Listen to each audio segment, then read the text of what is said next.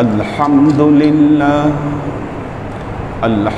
لله الذي جعل في كتابه 12 شهرا في العدة وفيه 4 حرم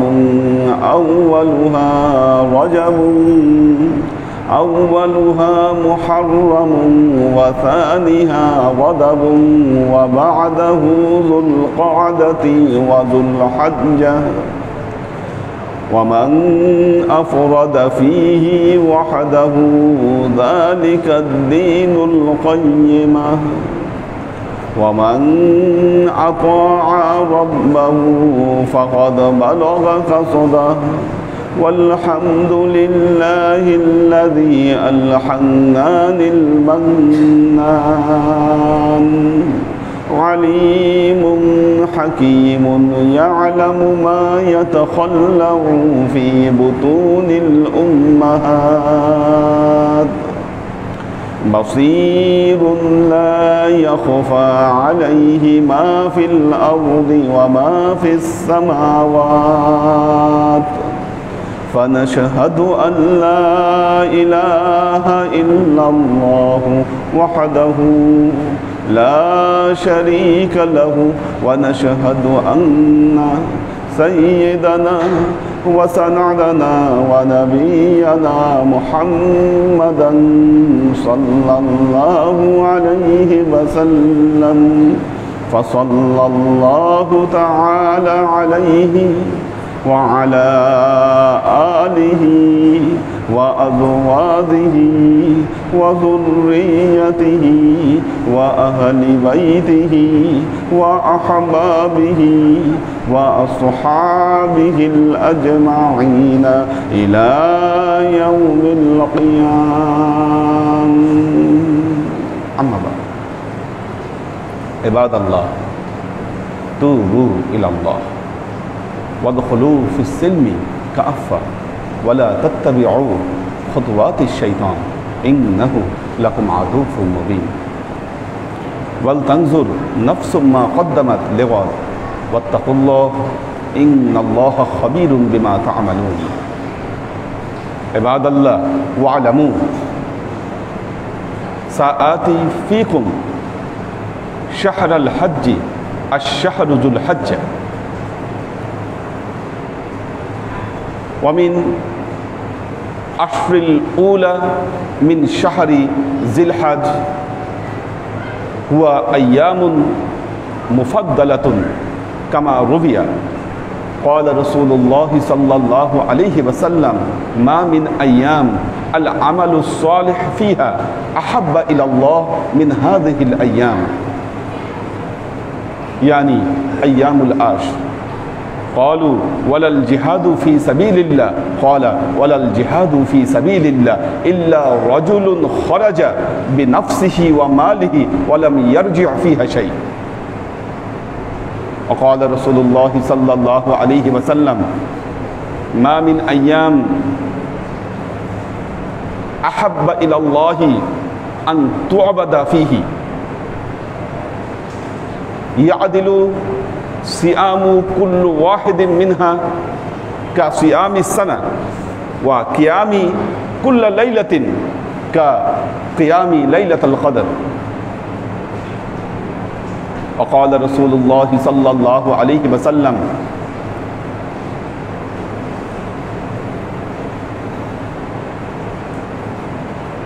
صيام يوم عرفة أحتسب على الله أن يكفر سنة التي بعده وسنة التي قبله.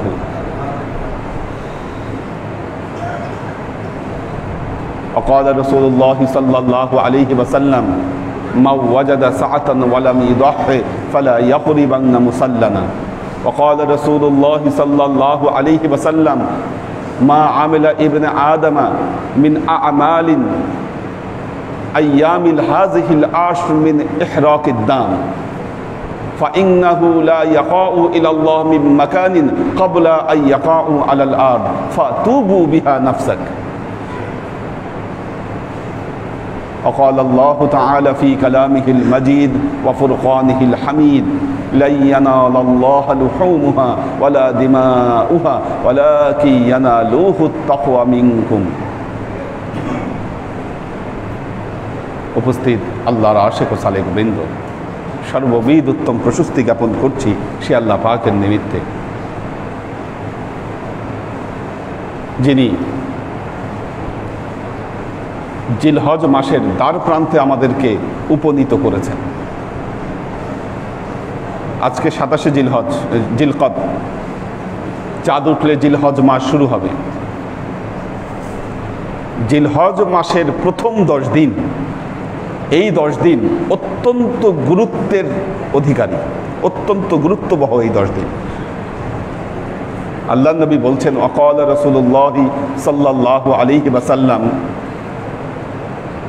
মা মিন আইয়াম আল আমালু সালিহু ফিহা আহাব্বা ইলাল্লাহ মিন হাযিহিল আইয়ামিল আশর। আল্লাহর নবী বলেছেন জিলহজ মাসের প্রথম 10 দিন, এই 10 দিনের আমল আল্লাহর কাছে এত প্রিয়, বান্দার আর কোনো আমল আল্লাহর কাছে এত প্রিয় নয়। সাহাবারা জিজ্ঞাসা করলেন ওয়ালাল জিহাদু ফি সাবিলিল্লাহ ইয়া রাসূলুল্লাহ, আল্লাহর পথে জিহাদও কি এত উত্তম নয়? আল্লাহ নবী বললেন ওয়ালাল জিহাদু ফি সাবিলিল্লাহ, না, আল্লাহর পথে জিহাদও এত উত্তম নয়। ইল্লা রাজুলুন খরাজা বিনাফসিহি ওয়া মালিহি ওয়া লাম ইয়ারজা বিহি শাইআ, তবে ওই ব্যক্তির কথা ভিন্ন যে ব্যক্তি তার জান মাল নিয়ে জিহাদে বের হলো আর আল্লাহর পথে শহীদ হয়ে গেল, সেই ব্যক্তির কথা ভিন্ন। এছাড়া অন্য কোনো আমল এই প্রথম 10 দিন জিলহজ মাসের 1 তারিখ থেকে 10 তারিখ পর্যন্ত এই দিনগুলোর আমল আল্লাহর কাছে এত প্রিয়, এটা অন্য কোনো আমল এত প্রিয় নয়। এখন প্রশ্ন হচ্ছে তাহলে আমরা কি আমল করতে পারি? নির্দিষ্ট করে দেননি, হ্যাঁ কয়েকটা আমল হাদিস দ্বারা নির্দিষ্ট আছে, কিছু আমল।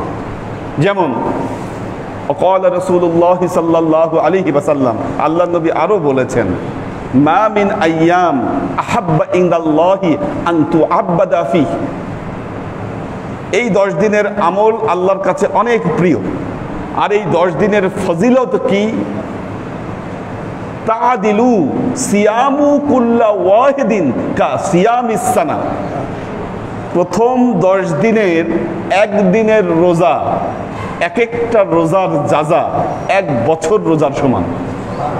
ওয়া কিয়ামা কুল্লা লাইলাতিন কা কিয়ামি লাইলাতিল কদর, আর এই 10 দিনের প্রত্যেক দিন রাতের বিশেষ ইবাদত, রাত জাগ্রত থাকা, লাইলাতুল কদরে জাগ্রত থাকার মতো এটার যাজা।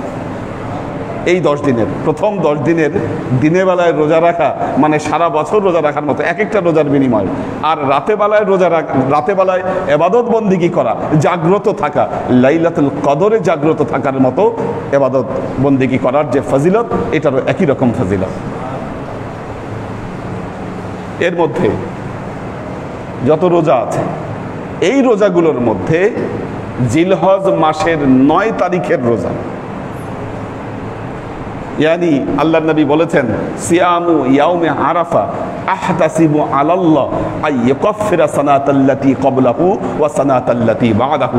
আল্লাহ নবী বলেছেন যে ব্যক্তি জিলহজ মাসের 9 তারিখ আরাফার ময়দানে, সিয়ামু ইয়াউমে আরাফা, আরাফার ময়দানে যে ব্যক্তি রোজা রাখবে, আল্লাহর সন্তুষ্টি লাভের উদ্দেশ্যে আল্লাহ তার পূর্বের 1 বছরের গুনাহ মাফ করে দিবেন, আগামী 1 বছরের গুনাহ মাফ করে দিবেন।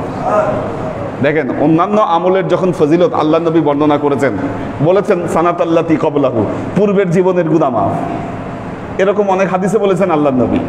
এই আরাফার রোজার ব্যাপারে আল্লাহ নবী বলেছেন যে ব্যক্তি আরাফার রোজা রাখবে, আল্লাহ তার পূর্ববর্তী 1 বছরের গুনাহ মাফ করে দিবেন, আগামী 1 বছরের গুনাহ আগাম আল্লাহ তাআলা মাফ করে দিবেন। কত মারাত্মক ফজিলত! দেখুন জিলহজ মাসের 9 তারিখ, আবার আল্লাহ নবী হাদিসের 2টো শব্দ এসেছে, তিসআম মিন জিলহজ্জা, এই শব্দটাও এসেছে জিলহজ মাসের 9 তারিখ। আবার আল্লাহ নবী বলেছেন সিয়ামু ইয়াউমে আরাফা, আরাফার দিনের রোজা। বাংলাদেশে একটা মুশকিল হচ্ছে যেদিন ইয়াউমে আরাফা, ইয়াউমে আরাফা মানে তো আরাফার দিবস, আরাফার দিবস এটা আরাফার ময়দানের সাথে সম্পৃক্ত। কিন্তু যেদিন সৌদি আরবে আরাফার দিবস হচ্ছে, সৌদি আরবে 9 তারিখ হচ্ছে, আমাদের এখানে হচ্ছে 8 তারিখ। প্রবলেমটা বুঝছেন কিনা? আমাদের এখানে হচ্ছে 8 তারিখ, আবার সৌদি আরবে যেদিন ঈদ হচ্ছে আমাদের এখানে হচ্ছে 9 তারিখ। তার মানে কি, যারা এই ফজিলত লাভ করতে চান তাদেরকে কিন্তু কমপক্ষে 2টা রোজা রাখতে হবে।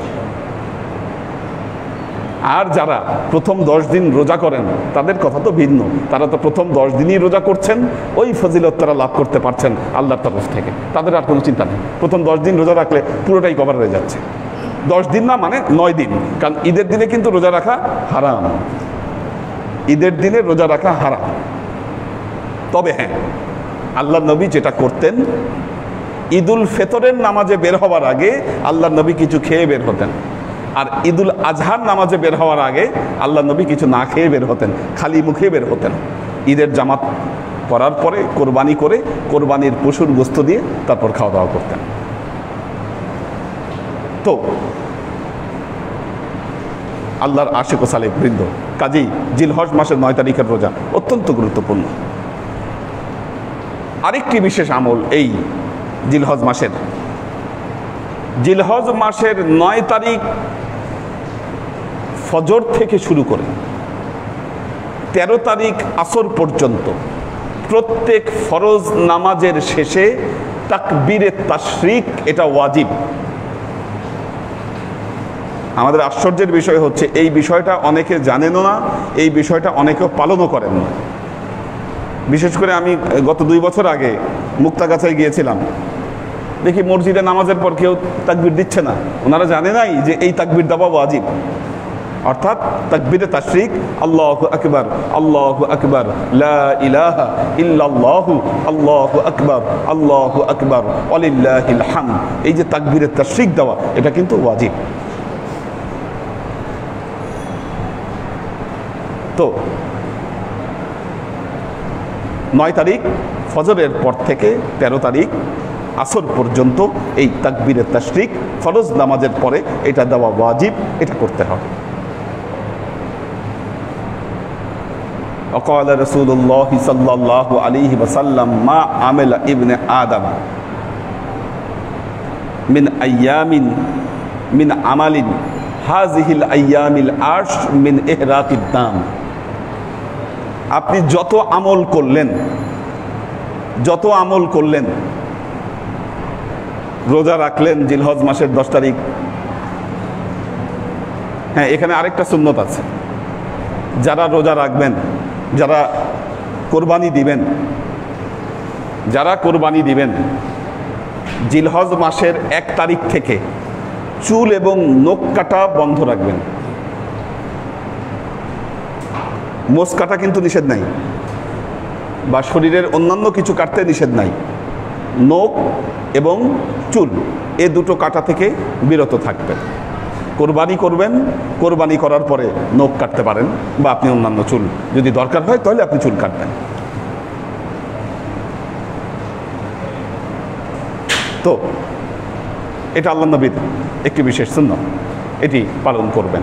যত আমল বান্দা করছে, সব আমলের চাইতে সবচাইতে প্রিয় আমল আল্লাহর কাছে, আল্লাহর নবী বলছেন ইহরাকিদ দাম, রক্ত প্রবাহিত করা। কোরবানি করার চাইতে প্রিয় আমল এই 10 দিনের আমলের মধ্যে কোনো আমল আল্লাহর কাছে এত প্রিয় নয়।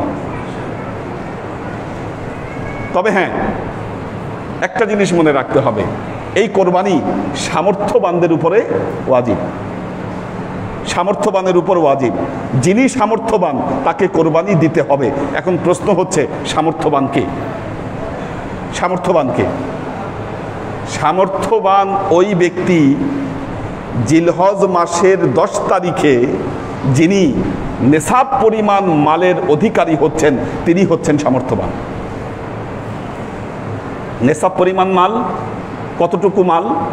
52.5 তোলা রূপা এবং তার বাজার মূল্য যা হয় সেটা হচ্ছে নেশাব পরিমাণ মাল। 52.5 তোলা রূপা এবং তার বাজার মূল্য যা হয় সেটা হলো নেশাব পরিমাণ মাল। 52.5 তোলা রূপার বাজার মূল্য 60 থেকে 65,000 টাকার মতো।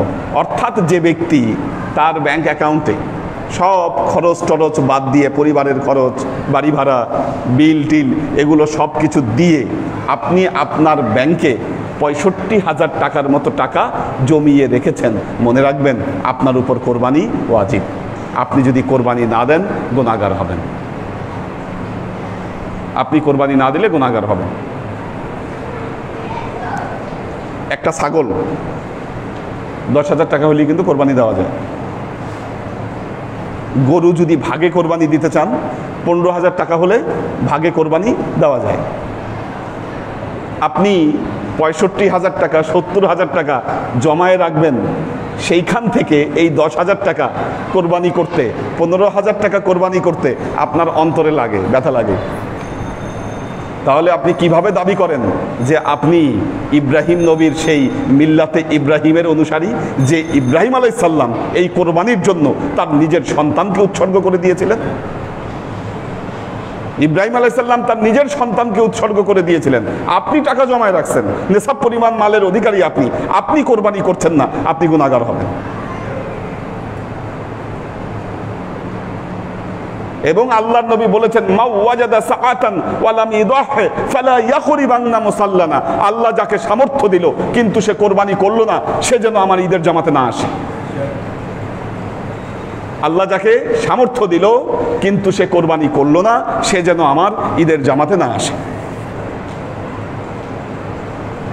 এখন দেখবেন বর্তমান সময় অনেক দরদি মানুষ আছে, তারা বলবে এই এখন করোনা মহামারী চলছে, এই মহামারীর সময়ে এত টাকা খরচ করে কোরবানি না দিয়ে, টাকাগুলো নষ্ট না করে এই টাকাগুলো দিয়ে যদি গরিব মানুষকে সহযোগিতা করা যায়, এই করোনার সময় যদি মানুষকে অক্সিজেন কিনে দেওয়া যায়, এটা বেশি ভালো, এটা বেশি ভালো। দেখবেন এত সুন্দর যুক্তি শুনলে আপনাদের মনও বলবে যে না, তাই তো, এটা তো যৌক্তিক ব্যাপার। এটা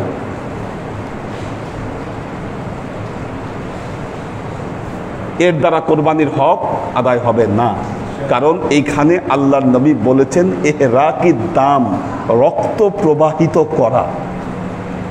যাজাটা হচ্ছে রক্ত প্রবাহিত করায়। এবং আল্লাহর নবী বলেছেন কোরবানির পশুর রক্ত মাটি স্পর্শ করার সাথে সাথে, মাটি স্পর্শ করার আগে আল্লাহ ওটাকে কবুল করে নেয়, আর মাটি স্পর্শ করার সাথে সাথে আল্লাহ তার জীবনের গুনাহগুলোকে মাফ করে দেয়। এবং আল্লাহ নবী বলেছেন ফাতুবু বিহা নাফসাক, এর দ্বারা তুমি তোমার নফসকে পবিত্র করো, তুমি তোমার অন্তরকে পবিত্র করো। কাজেই আপনি কোরবানি দিবেন না, কোরবানি দিয়ে টাকাটা দান করে দিবেন, ওইটা দিয়ে কোরবানির হক কখনোই আদায় হবে না। আপনি যদি এতই দরদি হন, সব রকম নিট মানুষের দরকার আছে, অনেক মানুষ খাবার পাচ্ছে না, আপনি গোস্ত আপনার ভাগে কম রেখে আপনি বিলায় দেন এই গরিবদের কাছে, যাতে তারা ঘরে খাবার পায়। বা আপনি এগুলো রান্না করে আপনি তাদের ঘরে ঘরে খাবার পৌঁছে দেন যাদের কাছে খাবার নাই, এটাও তাদের অনেক উপকারে আসবে। কিন্তু আপনি কোরবানি না করার পক্ষে যে মাসলা করছেন, যে মাসলা দিচ্ছেন, কি এই মাসলা কার্যকর না। দেখুন এখন তো একটা প্যান্ডেমিক সিচুয়েশন, তো অনেকেই আমরা জানি না কোরবানি কিভাবে হবে, কিভাবে আমরা কোরবানি দিব। অনেক সংস্থা আছে দেখবেন ফেসবুকে অ্যাড আসে, তাদের কাছে টাকা দিবেন, তারা কোরবানি করে ঘরে গোস্ত পৌঁছায় দিবে। আপনার গরুও কিনতে হবে না, ভেজালও নাই, হাটেও যাইতে হবে না, কোনো সমস্যা নাই। কি করবে? কোরবানি করে ঘরে পাঠায় দিবে। এটা বিকল্প পদ্ধতি, আগেই বলি এটা বিকল্প পদ্ধতি। আল্লাহর নবী মা ফাতেমাকে বলছেন, ইয়া ফাতেমা কুমি ওয়াশহাদি উদহাইয়াতিকা, তুমি তোমার কোরবানির কাছে থাকো এবং দেখো কোরবানির গরু যে কোরবানি হচ্ছে, তুমি এটা দেখো, সাক্ষী থাকো। কুমি ওয়াশহাদি, দাঁড়াও এবং দেখো। ওয়াকুলি, এবং তুমি বলো ইন্না সালাতি ওয়া নুসুকি ওয়া মাহইয়ায়া ওয়া মামাতি লিল্লাহি রাব্বিল আলামিন লা শারীকা লাহু ওয়া বিযালিকা উমিরতু ওয়া আনা আউয়ালুল মুসলিমিন। তুমি এই দোয়াটি পড়ো, কোরবানির পশুর যে রক্ত মাটি স্পর্শ করার আগেই আল্লাহ তোমার গুনাহকে মাফ করে দিবেন। মা ফাতেমা যখন এটা শুনলেন বললেন, হাল হাযা খাসাতুন লিল আহলিল বাইত ইয়া আম্মাতুল লিল মুমিনিন, ইয়া রাসূলুল্লাহ, এটা কি শুধু আহলে বাইতের সদস্যদের জন্য, এটা কি খাস, না এটা সব মুসলমানদের জন্য আম? আল্লাহ নবী বললেন আম্মাতুল লিল মুসলিমিন, এটা সবার জন্য আম, ব্যাপক। এখন আপনি কাদেরকে দায়িত্ব দিলেন?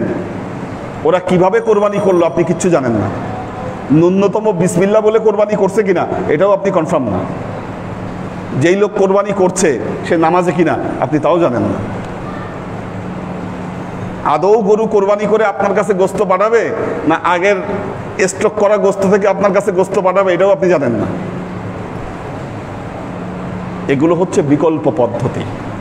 অজু করা, অজু যদি পানি না পান খোঁজ করার পর, যদি পানি না পান তাহলে হচ্ছে তায়াম্মুম, ঠিক কিনা? পানি থাকা অবস্থায় তায়াম্মুম করতে পারবেন না। কাজেই কোরবানি দেওয়ার জন্য আগে আপনাকে খোঁজ করতে হবে, চেষ্টা করতে হবে। খোঁজ করেছেন, চেষ্টা করেছেন, পারেন নাই, তখন বিকল্প পদ্ধতিতে যান। কি কোরবানি জিলহজ মাসের 10 তারিখেও দেওয়া যায়, 11 তারিখেও দেওয়া যায়, 12 তারিখেও দেওয়া যায়।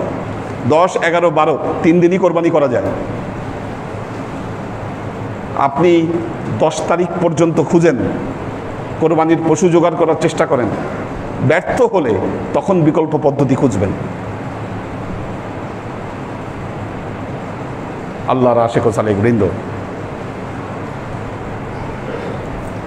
কোরবানির আরও যেগুলো বাকি মাসলা মাসাইল আছে, আল্লাহ তৌফিক দিলে সামনের জুমায় কোরবানির মাসলা মাসাইল, যে আসলে কোরবানির ক্ষেত্রে কি কি মাসলা মাসাইল আমাদের দরকার। কিন্তু কোরবানি করতে হবে যারা সামর্থ্যবান তাদের উপর, না হলে গুনাহগার হবেন। আর যেখানে আল্লাহর নবী এভাবে বলেছেন যে সামর্থ্য থাকলো এবং কোরবানি করলো না, সে যেন আমার ঈদের মুসাল্লায় না আসে, ঈদের জামাতে যেন না আসে। আমরা আল্লাহ আমাদের সবাইকে সামর্থ্য দান করুন। যারা সামর্থ্যবান নয় তাদেরকে আল্লাহ সামর্থ্যবান করে দিই। এবং মনে রাখবেন, জাকাতের নেসাবের জন্য 1 বছর শর্ত, জাকাতের নেসাবের জন্য 1 বছর শর্ত, কোরবানির নেসাবের জন্য 1 বছর শর্ত নয়। জিলহজ মাসের এই 10 তারিখ পর্যন্ত আপনার হাতে টাকা আসলে কোরবানি আপনার উপর ওয়াজিব হবে। আল্লাহ আমাদেরকে তৌফিক দান করুন। বারাকাল্লাহু লানা ওয়া লাকুম ফিল কুরআনিল আযীম ওয়া নাফা'ানা ওয়া ইয়্যাকুম লা আয়াত ওয়া যিকরিল ইন্নাহু তাআলা জাওয়াদুন কারীম মালিকুন বার-রাউফুর রহিম।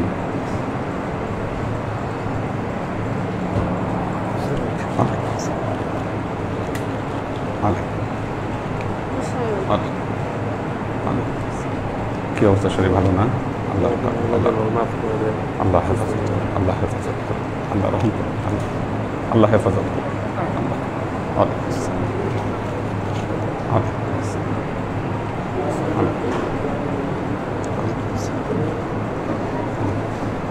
আল্লাহ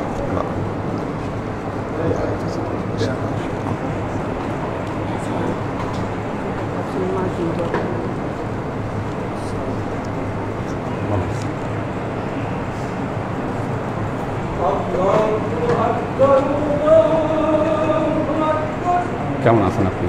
ভালো আছেন না? আলহামদুলিল্লাহ, আল্লাহ আল্লাহ ভালো রাখুন, খুশি হইলাম। অনেক খারাপ হয়েছে না, কমাইছি, ইচ্ছা করি, ইচ্ছা করি হ্যাঁ না, ঠিক আছে, আল্লাহ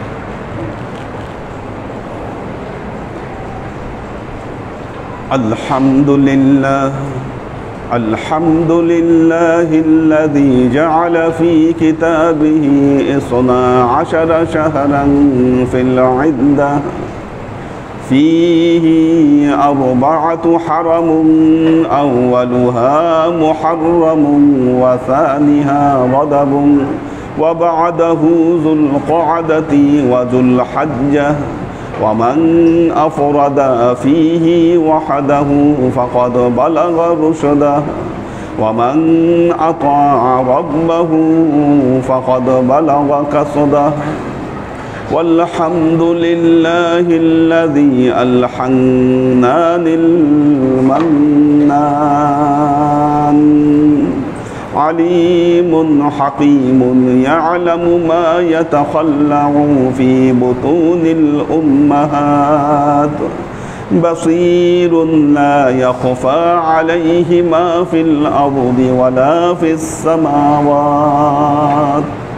فنشهد أن لا إله إلا الله وحده لا شريك له ونشهد أن سيدنا وسندنا ونبينا محمدا صلى الله عليه وسلم فصلى الله تعالى عليه وعلى آله وأزواجه وذريته وأهل بيته وأحبابه وأصحابه الأجمعين إلى يوم القيامة.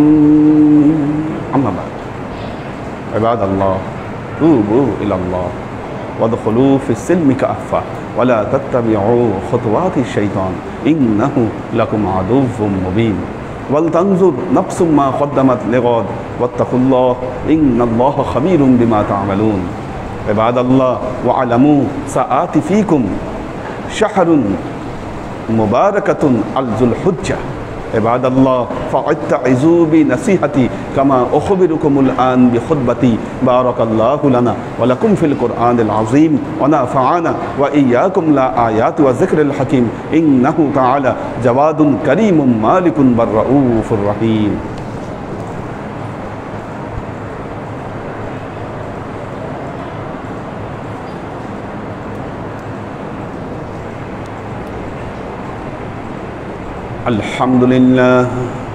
الحمد لله نحمده ونستعينه ونستغفره ونؤمن به ونتوكل عليه ونعوذ بالله من شرور أنفسنا ومن سيئات أعمالنا من يهد الله فهو المهتدي ومن يضلل فلن تجد له وليا مرشدا فنشهد أن لا إله إلا الله وحده لا شريك له ونشهد أن سيدنا وسندنا ونبينا محمدا صلى الله عليه وسلم الذي أرسله الله بالحق بشيرا ونذيرا وداعيا إلى الله بإذنه وسراجا منيرا.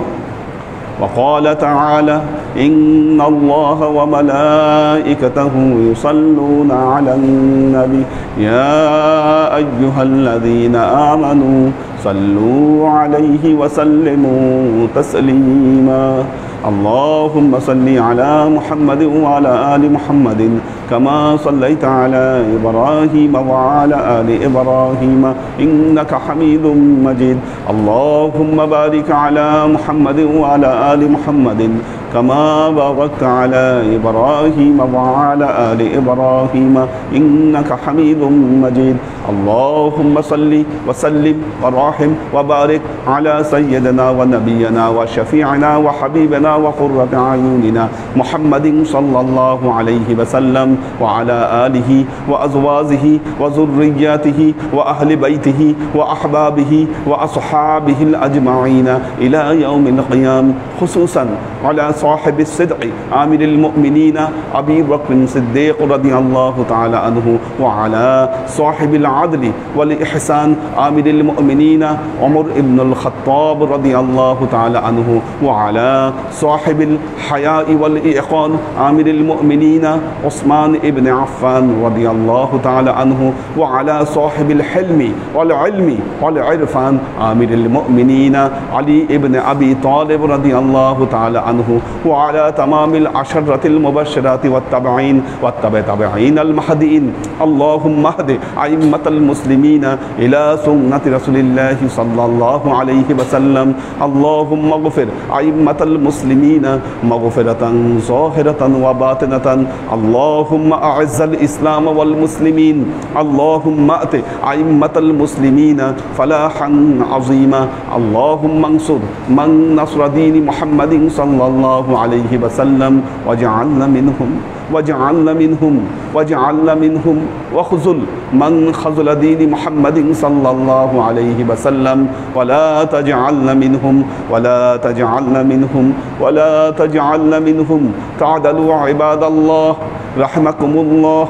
إن الله يأمركم بالعدل والإحسان وإيتاء ذي القربى وينهى عن الفحشاء والمنكر والبغي يعظكم لعلكم تذكرون. فاذكروني أذكركم واشكروا لي ولا تكفرون.